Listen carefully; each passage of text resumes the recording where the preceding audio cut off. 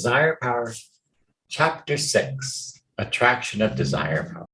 Not only does the principle of desire power manifest itself in the direction of unfolding, evolving, and developing new attributes and powers in living things, so as to supply the demand created in them by need, as we have explained in the preceding section of this book, but it also proceeds to accomplish similar purposes and ends by means of another important phase of power possessed by it, i.e., the power of attraction. Attraction is defined as an invisible power in the body by which it draws anything to itself. The power in nature acting mutually between bodies or ultimate particles tending to draw them together or to produce their cohesion or combination, and conversely resisting separation. The term attraction is derived from two Latin terms, ad, meaning to, and trahere, meaning to draw. The two being combined in the derivative Latin term attractus, meaning a drawing together. In physical science, the principal forms of attraction are gravitational attraction, the chemical affinity of the atoms, the cohesive attraction of the molecules, the attraction of electrified bodies, and attraction of the magnet exerted upon iron or steel. In psychology, the principal forms of attraction are those arising between living beings by reason of their mutual likes. The force called repulsion, being the negative form of attraction, acting in the same manner but in an opposite direction and resulting from mutual dislikes. While freely admitting that the attraction and repulsion existing in and manifested between living things is the result of the action of in forces rather than of outside forces, physical science has usually held that the attraction and repulsion existing in and manifested between non-living objects and things is the result of some outside stress or strain operating on the objects or things. Though the nature of such outside forces is admitted to be unknown and mysterious. Of late years, however, there has been a decided tendency toward the acceptance of the hypothesis that even non-living objects and things, as for instance the chemical elements and particles of matter, possess the property of like or dislike for certain other objects and things, and the power to respond to such inner states. This hypothesis attributes attraction and repulsion in inanimate things to in forces rather than to outer forces, thus bringing inanimate and animate objects under the same general law of attraction. While this new hypothesis throws a most interesting light upon the subject of chemical affinity and other forms of physical attraction and repulsion, showing that even the atoms have their loves and hates, and their response thereto, we shall not consider this aspect of the subject inasmuch as it lies outside of the field of our present work. Instead, we shall consider that phase of the new knowledge which has an important bearing upon the subject of the nature and power of attraction of desire in living things. If chemical affinity, magnetism, etc., are really manifestations of the power of like and dislike, in short, of desire, then the attraction of desire in living things is seen possibly to possess a power of drawing, which is but little suspected by the average person. The mental scientists and the other schools of practical metaphysics for the last quarter century or more have been teaching the attractive power of thought, i.e., the doctrine that thoughts have an attractive power, tending to attract or to draw toward a person the things and conditions corresponding to the character of his general thought. The new knowledge concerning desire power in inanimate things serves to explain scientifically the undoubted facts advanced by the metaphysicians to support their own theories. Here, however, it is seen that desire rather than thought is the chief mental attracting power. Inasmuch, however, as the attractive thought of the metaphysicians is usually inspired and energized by the desire power of the person exercising it, it is seen that the two teachings incline to blend and harmonize with each other rather than to oppose and contradict each other. The many instances of the coordination between different living things, between plant and insect, for instance, by means of which each supplies to the combination that which the other lacks, which has long puzzled the scientific observer, is now explainable under this new hypothesis of the attraction of desire. The plant requires the services of the insect in order to perpetuate its species. It attracts the insect by reason of its desire power having evolved the honey which the insect requires for food, and by means of advertising the presence of the honey through the colors of the flowers. There is a correlation between flower and insect, which has arisen by reason of desire power. The curious adaptations of the food requirements of certain plants and the apparently instinctive response of certain chemicals to these furnish us with other striking examples. Different things need each other in order to express their respective natures and to manifest their respective destinies. And so they attract each other. Science furnishes us with many examples of this reciprocal service and correlation. Passing by the more general aspects and phases of this important and wonderful operation of nature's finer forces and proceeding directly to those phases of the general process which are immediately concerned with the human individual, we would say that the essential spirit of this particular operation may be stated in the following aphorism. The strongest and most persistent desires of the individual tend to attract to him, or him too, that which is closely related to or correlated with those desires. That is to say, the strong, insistent desires of a person tend to attract to him those things which are closely related to such desires, and at the same time tend to attract him toward those related things. The attractive power of desire operates in two general ways. Number one, to attract to the individual the things closely related to his desires. And number two, to attract the individual to such related things.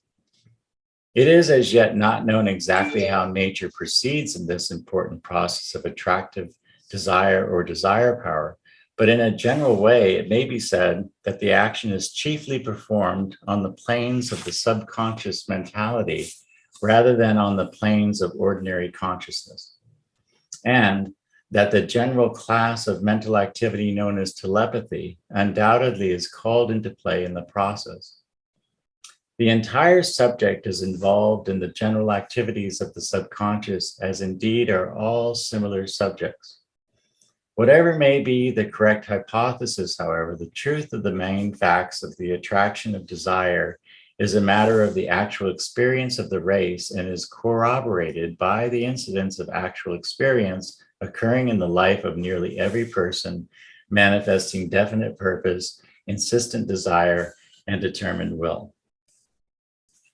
In your own experience, in all probability, you have experienced many cases of the operation of this subtle law of nature.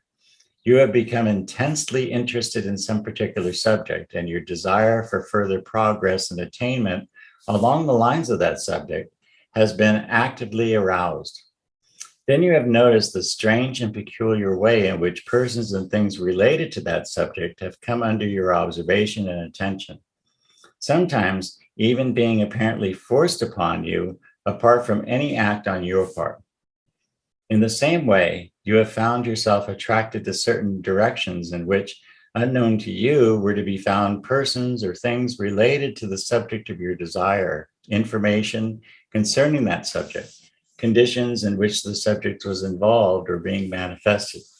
In short, you have found that things happened as if you were either attracting persons, things, and circumstances to you, or else you were being attracted, drawn, or led to such persons, things, or circumstances.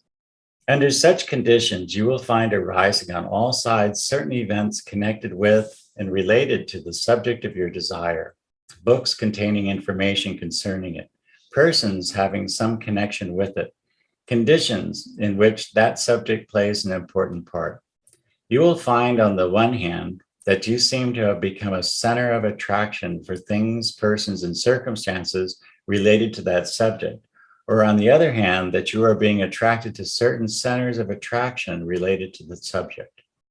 In short, you will discover that you have set into operation certain subtle forces and principles which have correlated you with all related to that subject. More than this, you will find that if you will maintain for a considerable time a continuous and persistent interest and desire in that particular subject, you will have established a vortex center of attraction for that which is related to that subject. You will have set into operation a mental whirlpool, steadily spreading its circumference of influence, which draws into itself and to your central point the related or correlated things, persons, and circumstances.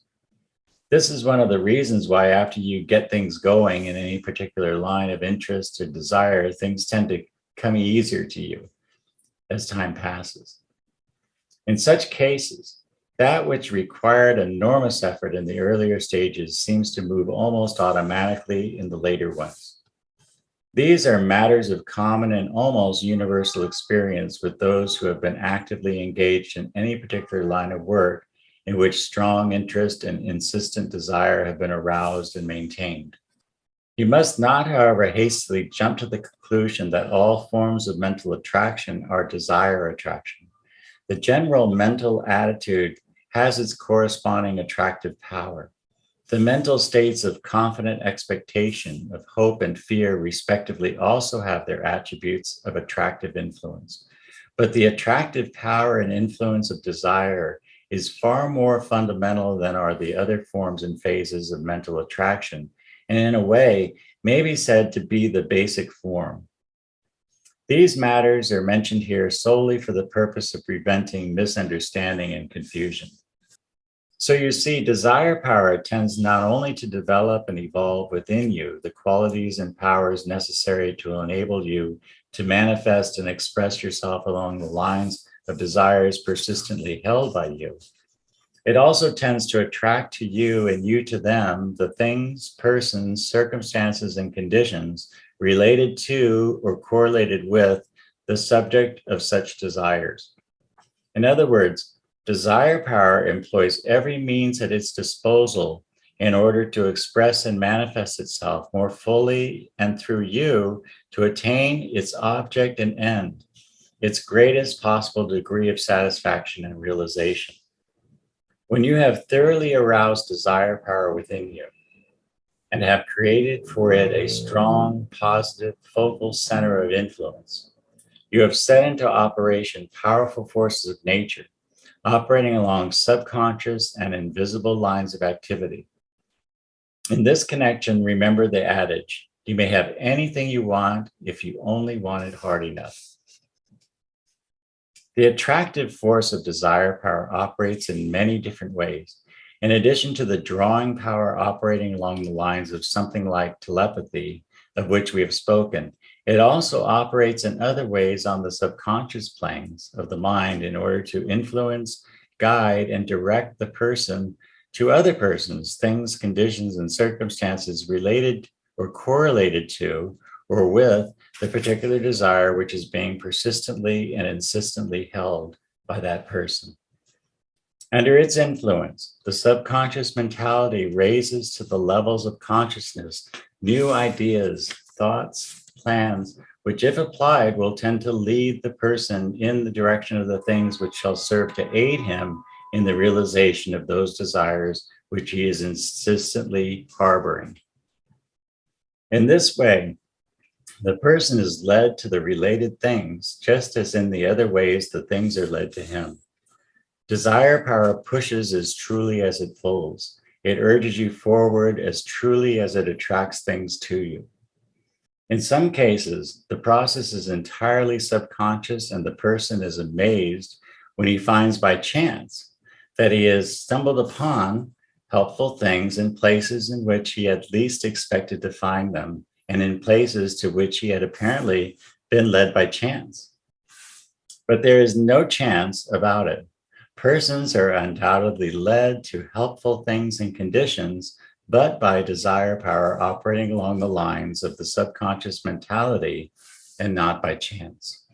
Many successful men could tell, if they would, how often in their respective careers at critical times, the most peculiar happenings have been experienced by them seemingly by chance or by accident, which served as the means of transforming defeat into victory.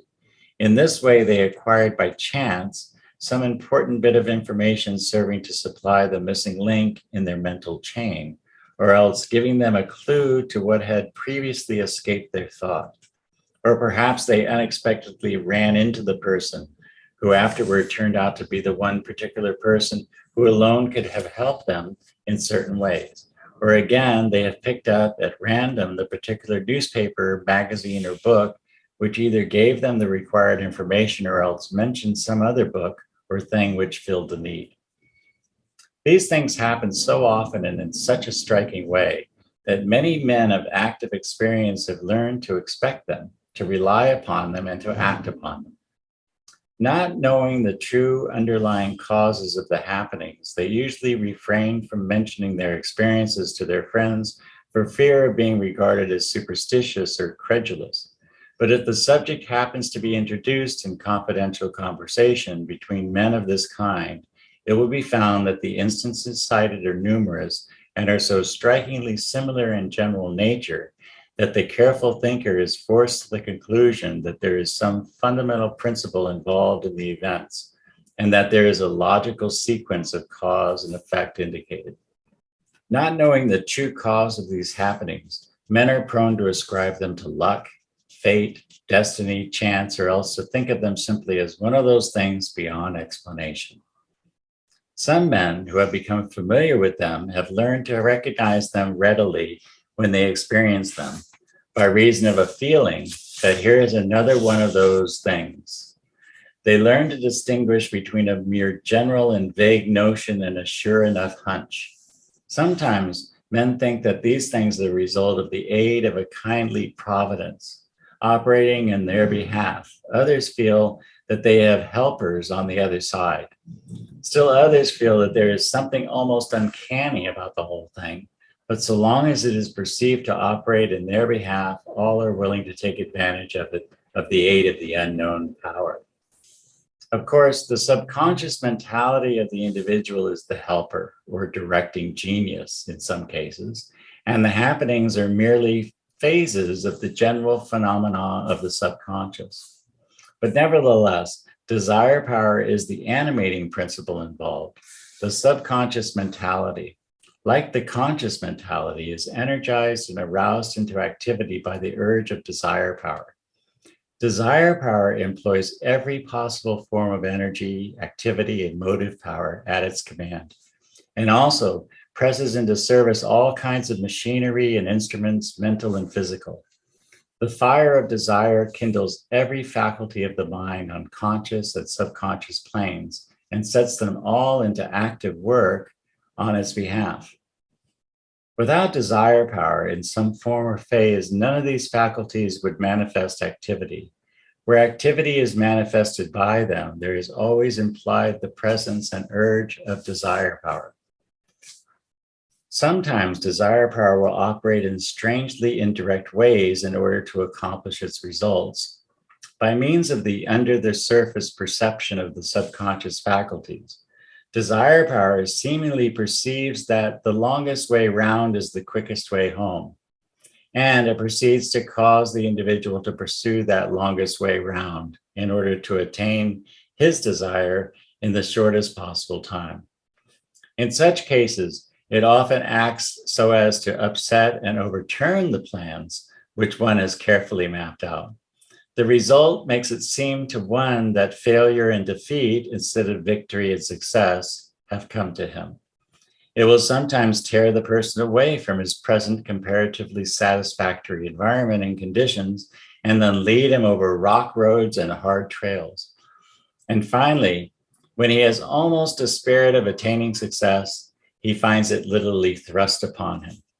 Such instances are not invariable, of course, but they occur sufficiently often and with such characteristically marked features that they must be recognized. It often happens that, as one who has experienced it has said, it seems as if one were grabbed by the back of the neck, lifted out of his set environment and occupation, dragged roughly over a painful road, and then thrust forcibly but kindly upon the throne of success, or at least into the throne room with the throne in plain sight before him. But at the last, those who experience these strenuous activities of desire power operating through the subconscious nature and in many other ways are found to agree universally in the statement, the end justified the means.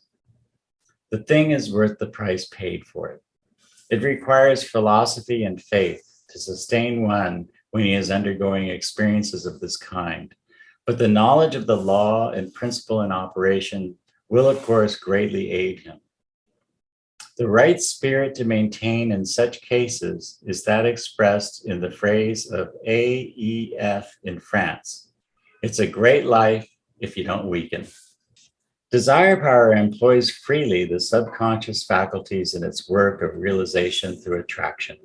It employs these in man just as it employs them in the case of the homing pigeon, the migrating birds, the bee far from its hive. It supplies the homing instinct to the man seeking success, as well as to the animals seeking refuge.